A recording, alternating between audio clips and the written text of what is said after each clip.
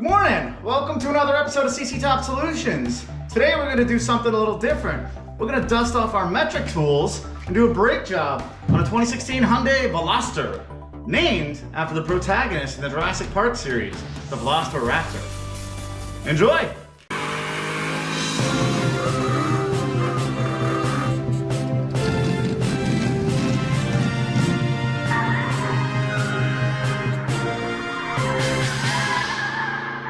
Something I want to share with you guys. Jacking locations. You lift by the pinch welds and you use these pucks. I bought these on Amazon. Well worth it to have the correct tools for the job. As you can see, we have one set up front as well. Let's put it in the air. Also, don't forget, before you lift it, break all your lug nuts free. Pro tip, whenever you're working on a car, especially in the shop where you might leave your phone for a while, never leave it sitting on the car. One time I did that and had to go retrieve what was left of my phone from out on the road. Don't make that mistake.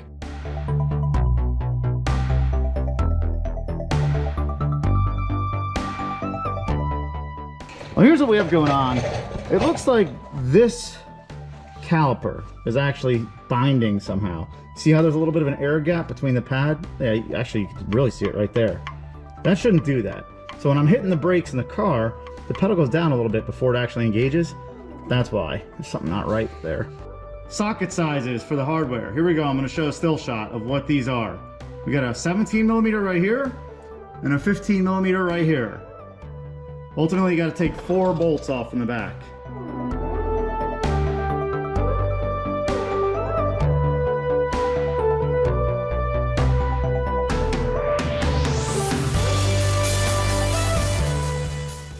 And to remove our rotor, that's pretty easy. We just break these 2 Phillips head screws free and boop, rotor comes right off.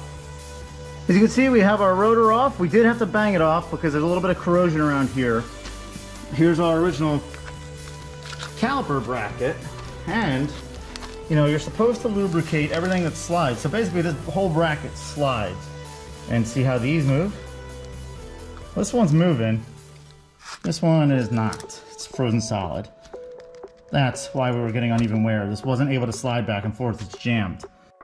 So this is new to me. This is really jammed in here. I can rotate this if I put a ratchet on it. I mean, look how nice and smooth this one rotates. Although I did actually put a little anti-seize on here, but this one jammed as found. So what we're gonna do is kind of lift our boot a little bit and spray some penetrating oil down there and continue to rotate it. You know, we're using our 17 millimeter socket to rotate this, and hopefully with some penetrating oil, that'll really break free. All right, I finally have this thing broken free and coming out. I can actually feel that this is warm because I've been hand cranking it so much and spraying penetrating oil in here to try and get this to break free. I'm not sure what happened in there, but it appears there was water inside here and it just rusted solid in place. But now that it's finally coming out, we can hopefully clean everything up and put it back together and make sure it slides nice and smooth. Here both the sliders are. They appear to be slightly different, or maybe this one's just rusted. All right, we clean this thing up inside our grinder with the wire brush, and you can see it's actually not round. There's a couple of flats on it. I'm not sure why that is, but it is. And now that I've cleaned it all up and I put penetrating oil inside there, slides right the way it should. Here's the hardware that was holding the rotor on and the caliper. You can see the threads are not in the best of condition. We're gonna go ahead and wire brush them and then put some anti-seize on them. All right, as you can see, we put our new rotor on. You have to be very careful if you're using these cross-drilled slotted rotors. See how it's labeled? Front driver's side. So that's where we put it. We ended up putting an anti-seize on our fasteners that are holding the rotor to the actual spindle. And we also coated this entire surface on the back of the rotor with anti-seize so it doesn't rust in place over time.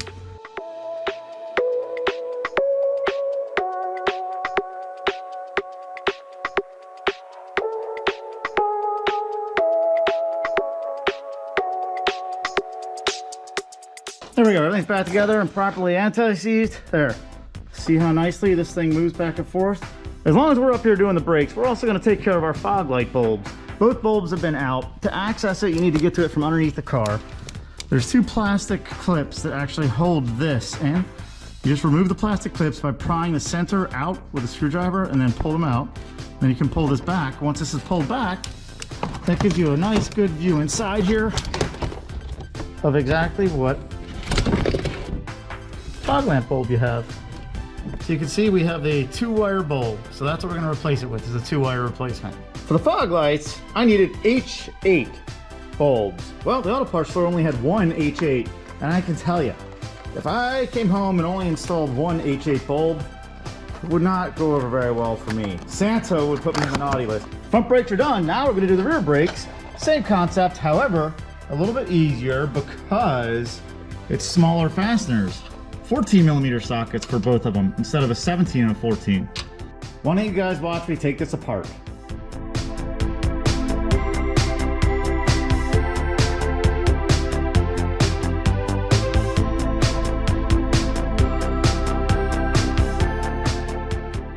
Okay, rear brake disassembled. As you can see in our caliper, there's a slight difference. You can't just put a C-clamp on here and push this piston in. You need to actually rotate the piston in. Things never go quite as smooth as you would expect. The one screw, as you can see, I ultimately had to drill out. That's kind of a bummer. It stripped, it was jammed in, and then the rotor itself was jammed on there. So, you know, I had to use a Tanya Harding 1000 here, and just give it a nice, and that broke it right free, and off the rotor comes, and we'll get our new rotor. And when we put our new rotor on, we'll remember to go ahead and lubricate up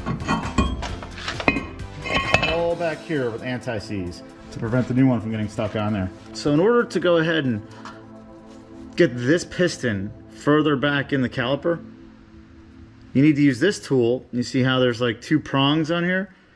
You just go ahead and you put them into the piston like that. Should be able to see them in there, and then you rotate this thing. As you rotate it, I believe clockwise compresses. Very easy. All right. Wow.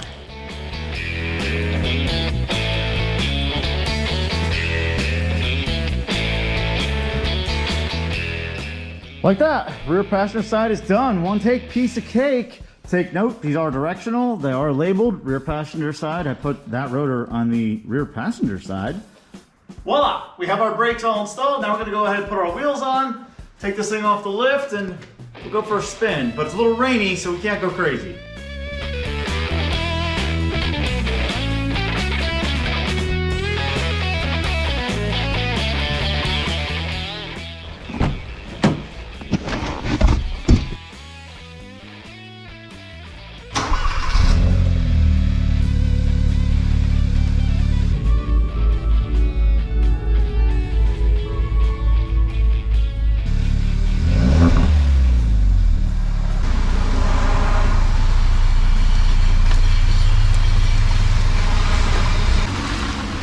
Here we are, getting ready to go for a drive. I figured out what was going on with the fog lights. This is gonna blow some minds. Check this out. So, on the stock, this controls your regular headlights and all the internal lights. This controls your fog lights. That was the problem.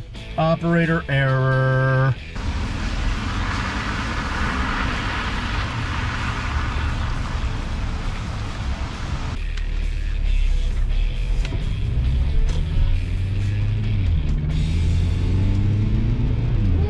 Seems like it's driving good. Oh, there's that boost. I do not have a boost gauge, but trust me, that was about 14 PSI. Taking it out on the highway with our new pads and rotors. Yeah, we're going about 70 miles an hour.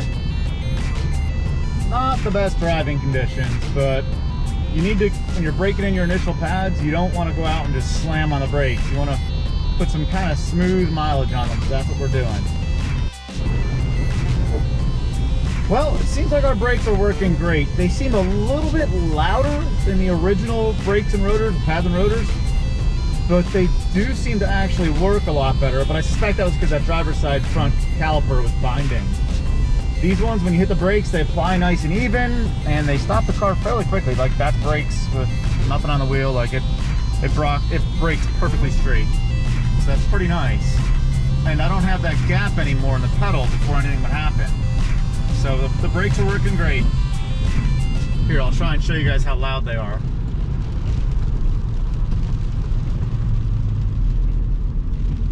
And you may not be able to hear them. They're really not that loud, but they work great. So there we go.